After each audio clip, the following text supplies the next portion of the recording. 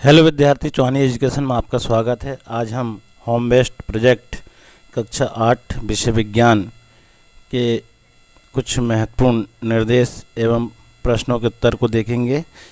तो विद्यार्थियों के लिए विशेषकर निर्देश है कि निम्नांकित जानकारी अनिवार्यतः भरें और दिए गए स्थान में उत्तर लिखें।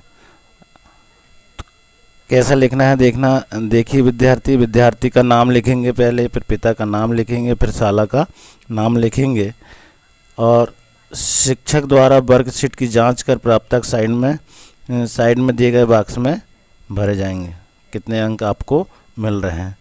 और यहाँ आपका प्रोजेक्ट जो है उसका 40 अंक का है और आप इसमें अधिक से अधिक अंक ले सकते हैं। तो इसके लिए कुछ महत्वपूर्ण निर्देश दिए हुए हैं और उसके बाद अपन देखते हैं प्रश्नों के कुछ उत्तरों को। तो आइए, अगर आपके द्वारा हमारे चैनल को सब्सक्राइब नहीं किया गया है तो हमारे चैनल को सब्सक्राइब कर लें और बेल आइकन को प्रेस करें, जिससे कि हमारे वीडियो की नोटिफिकेशन आपको प्राप्त हो सकेगी और हमारे वीडियो को अधिक से अधिक ग्रुपों में शेयर करें। तो आइए महत्वपूर्ण निर्देशों को देखते हैं। कौशल आधारित लिखित प्रश्न वर्कशीट में दिए प्रश्नों के उत्तर वर्कशीट में प्रश्नों के नीचे आगे दिए स्थान में निर्देशानुसार लिखे जाएंगे। प्रोजेक्ट वर्कशीट में दिए प्रोजेक्ट के वर्क को घर के आसपास परिवेश में उपलब्ध संसाधन सामग्री एवं दैनिक जीवन में होने वाली घटनाओं के अवलोकन, विश्लेषण व निष्कर्ष निकालकर अपने अनुभवों को वर्कशीट में दिए गए बिंदुओं में दिए स्थान में लिखा जाए। तीसरा है निर्देश, वर्कशीट को पूर्ण करने में आवश्यकता अनुसार अपनी पाठ्यपुस्तकों, माता पिता, मित्रों, भाइयों बहन, दादा दादी आदि संबंधी जनों से चर्चा भी की जा सकती है। अगला है निर्देश, प्रोजेक्ट कार्य का चयन उसमें निहित उद्देश्यों एवं कार्यों के आधार पर किया जाना चाहिए। फिर देखिए इसके अंतर्गत ABCD दिया हुआ है। तो इसमें व्यवहारिक कार्य में देखिए जिसमें मॉडल रचना जैसे सामग्री के वास्तविक निर्माण पर बल शामिल है। B देखिए बोध, इसमें पठन और कहानियों के श्रवण जैसे प्रत्यक्ष और प्रातिनिधिक अनुभव शामिल होते हैं। C देखिए समस्या हल संबंधी, इसमें बौद्धिक प्रक्रमों द्वारा समस्या का हल निकाला जाता है। D देखिए कौशल और ज्ञान की प्रवीणता, इसमें पाठ्यपुस्तकों या परियोजना पुस्तिकाओं में दिए गए निर्देशों का निर्दिष्ट कौशल प्राप्त किया जाता। अब अगला निर्देश है 5। तो प्रोजेक्ट कार्य का उद्देश्य विद्यार्थियों में दिन प्रतिदिन की समस्या के प्रति जागरूकता उत्पन्न करना, ज्ञान का अनुप्रयोग करना, पूर्व में प्राप्त किए गए विषयक ज्ञान और कौशल को आगे बढ़ाना। 6वां है निर्देश देखिए, वर्कशीट को प्रत्येक बच्चे द्वारा पूर्ण कर शाला में कक्षा शिक्षक के पास जमा करना अनिवार्य होता है। तो इस प्रकार हमारा होम बेस्ड प्रोजेक्ट के अंतर्गत कुछ महत्वपूर्ण प्रश्न उत्तर है। जो देखिए आप प्रोजेक्ट कार्य प्रश्न 1, विभिन्न प्रकार के सूक्ष्म जीवों का अध्ययन कर उनसे संबंधित जानकारी एकत्र करना। इसके अंतर्गत पहला देखिए सूक्ष्म जीवी क्या है। इसका उत्तर देखिए, सूक्ष्म जीवी इतने छोटे होते हैं कि उन्हें बिना यंत्र की सहायता से नहीं देखा जा सकता। इनमें से कुछ जैसे कि ब्रेड पर उगने वाले कवक को आवर्धक लेंस की सहायता से देखा जा सकता है, जबकि अन्य बिना सूक्ष्मदर्शी की सहायता से दिखाई नहीं देते। यही कारण है कि इन्हें सूक्ष्मजीवी कहते हैं। सेकंड देखिए, सूक्ष्म जीवों को कितने वर्गों में विभाजित किया गया है, नाम लिखिए। तो देखिए सूक्ष्म जीवों को 4 मुख्य वर्गों में बांटा गया है। पहला है जीवाणु, दूसरा है कवक, तीसरा है प्रोटोजोआ एवं कुछ शैवाल, तीसरा है मनुष्य में सूक्ष्म जीवों द्वारा होने वाले सामान्य रोगों की सूची बनाई है। तो इसका आंसर देखिए, मनुष्य में सूक्ष्म जीवों द्वारा होने वाले सामान्य रोगों जैसे जुखाम, इन्फ्लुएंजा, फ्लू एवं अधिकतर खांसी विषाणु द्वारा होते हैं। कुछ विशेष रोग जैसे कि पोलिया एवं खसरा भी विषाणु द्वारा होते हैं। अतिसार एवं मलेरिया प्रोटोजोआ द्वारा होते हैं। और टाइफाइड क्षय रोग टीबी जिसको बोलते हैं वो जीवाणु द्वारा होने वाला रोग है। अगला देखिए, वर्तमान में भारत में कौन सी महामारी वायरस द्वारा फैल चुकी है? बीमारी का नाम तथा उसके सामान्य लक्षण लिखिए। देखिए बच्चों, आप सभी को मालूम है अभी 2-3 सालों से हमारे देश में कोरोना वायरस जो है, कोरोना वायरस जैसी महामारी फैली हुई है।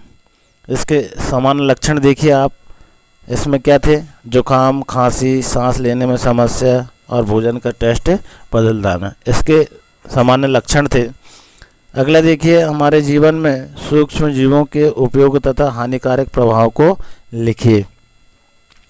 हमारे जीवन में सूक्ष्म जीवों का उपयोग बड़े स्तर पर अल्कोहल, शराब एवं एसिड के उत्पादन में होता है। इनका उपयोग औषधि के रूप में भी होता है। सूक्ष्म जीव अनेक प्रकार से हानिकारक है। कुछ सूक्ष्म जीव मनुष्य, जंतु एवं पौधों में रोग उत्पन्न करते हैं। कुछ सूक्ष्म जीव भोजन, कपड़े एवं चमड़े की वस्तुओं को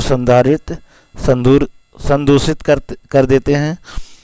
अगला प्रश्न देखिए, आप और आपका मित्र एक स्थान पर एक साइकिल लेकर खड़े हैं।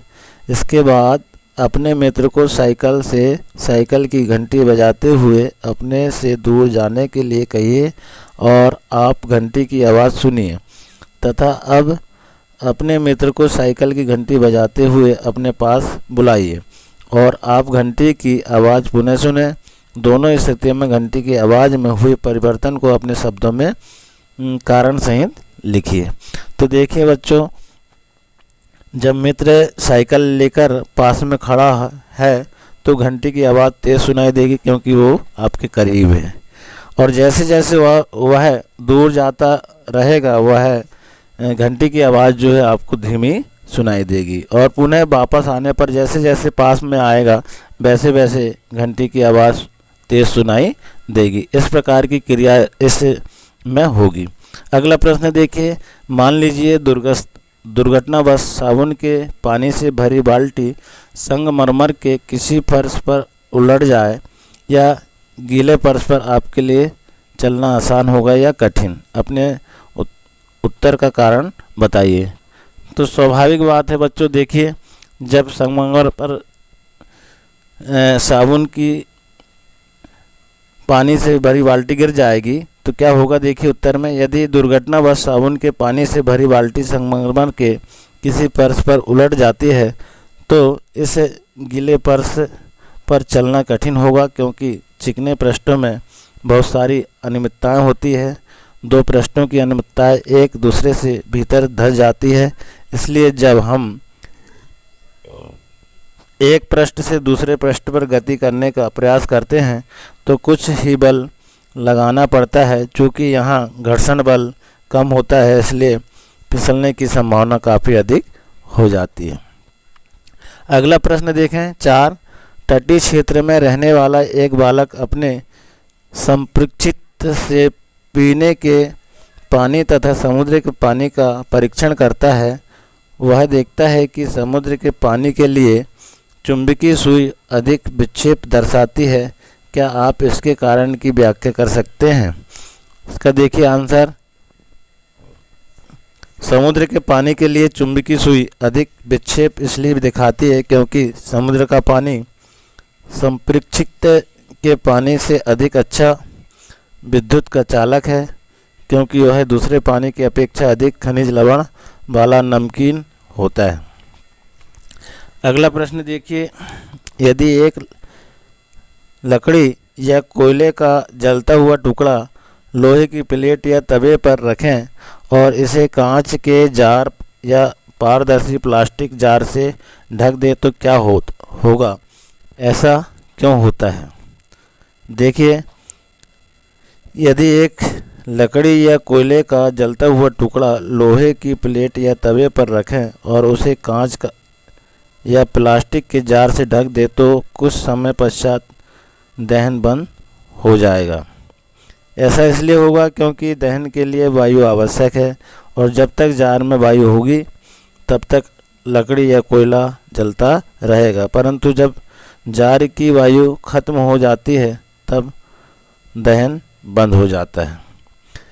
तो प्रश्न 6 देखिए, लंच टाइम होते ही पहेली ने जैसे ही अपना लंच बॉक्स खोला तो अचार की खुशबू से उसके मुंह में पानी आ गया।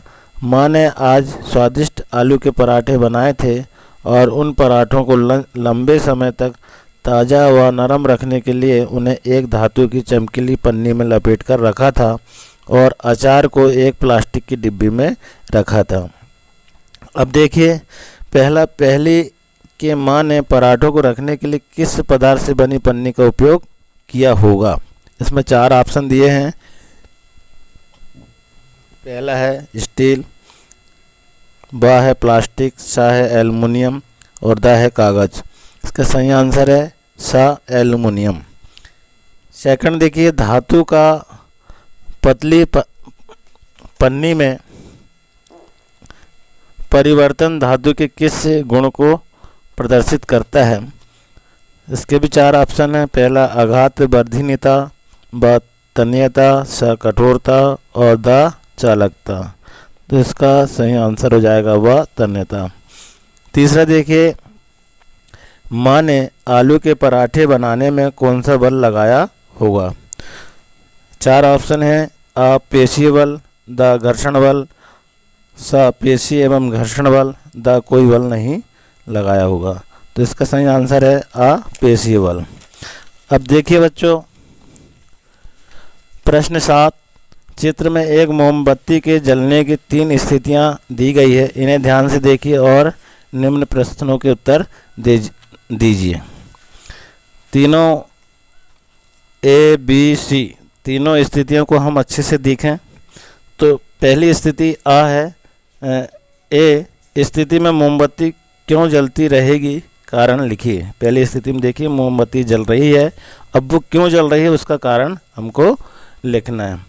तो उत्तर में देखिए दहन के लिए वायु आवश्यक है ना, तो यहाँ वायु आपको वहाँ पर मिल रही है। अवस्था देखिए ए में मोमबत्ती निर्बाध रूप से जलती है जबकि वायु चिमनी में नीचे से प्रवेश कर सकती है। ब देखिए बी की स्थिति क्या है, स्थिति में मोमबत्ती की ज्वाला कंपित होकर धुआं उत्पन्न क्यों कर रही है। सेकंड वाला चित्र देखें तो कंपित होकर के ज्वाला कर रही है, तो क्यों कर रही है उसका कारण देखिए। जब चिमनी में नीचे से वायु प्रवेश नहीं कर पाती तो ज्वाला में कंपन होता है और धुआं भी उत्पन्न होता है। अब स्थिति सी देखिए, तो सी की स्थिति क्या है, स्थिति में मोमबत्ती बुझ क्यों गई। तो इसका क्यों बुझ गई तीसरा चित्र देख रहे हैं आप, तो अवस्था में ज्वाला बुझ जाती क्योंकि उसे वायु उपलब्ध नहीं हो पाती। आप देखिए तीसरा चित्र में ऊपर से ढका हुआ है और वहाँ वायु नहीं पहुँच पा रही, इसलिए यह ज्वाला जो है बुझ जाती है। प्रश्न 8 देखिए, एक डॉक्टर ने आयरन की कमी से पीड़ित रोगी को आयरन की गोली लेने को कहा। यह गोली आयरन की जैसी नहीं दिखाई देती, लिखिए।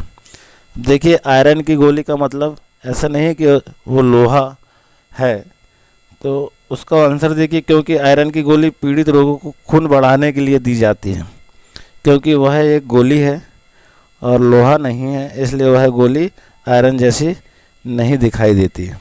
अब प्रश्न 9 देखिए, नीचे दिए गए चित्रों को नामांकित कीजिए एवं संरचना के आधार पर दोनों चित्रों में तुलना कीजिए। अब ये चित्र बना हुआ है, इसको नामांकित करना है। तो देखिए आप चित्र को, पहला कोशिका भित्ति, कोशिका झिल्ली, हरित लवक, प्लेस्टिटी और कोशिका झिल्ली, रिक्तिका, केंद्रक, कोशिका द्रव, इस प्रकार से कोशिकाओं को नामांकित किया गया। अब देखिए आप सारणी के माध्यम से भी इसको अच्छे से देख सकते हैं। क्रमांक है 1 2 3 4। कोशिका का भाग देखिए, कोशिका झिल्ली, कोशिका भित्ति, हरित लवक, रिक्तिकाएँ। पादप कोशिका देखिए उपस्थित है इसमें, और उपस्थित कोशिका भित्ति में भी उपस्थित है, कोशिका झिल्ली में भी उपस्थित है। जंतु कोशिका में देखिए उपस्थित है और कोशिका भित्ति अनुपस्थित है। तो इस प्रकार से हमारा होम बेस्ड असाइनमेंट प्रोजेक्ट संपन्न हुआ। धन्यवाद।